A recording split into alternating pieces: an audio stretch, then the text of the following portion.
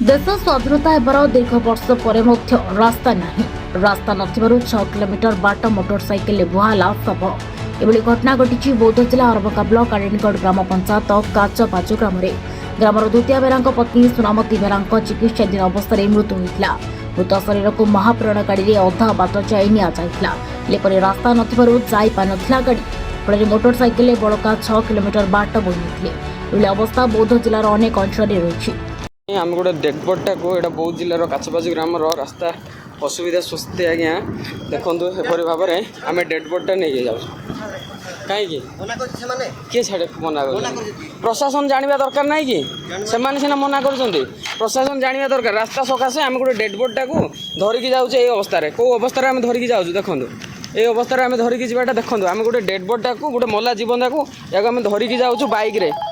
एटा प्रशासन जानवा दरकार ना नाई जानवा दरकार ना नाई देखो आम बाइक रे गोटे डेडबोर्डटा को धरिकी जाऊँ आज्ञा ये ग्राम यहाँ काचपाचु ग्राम बौद्ध जिलार काचपाचु ग्राम ये रास्ता असुविधा आम ए सब कष्ट भोगिया पड़ू प्रशासन कौन करुच्ची निया देखु।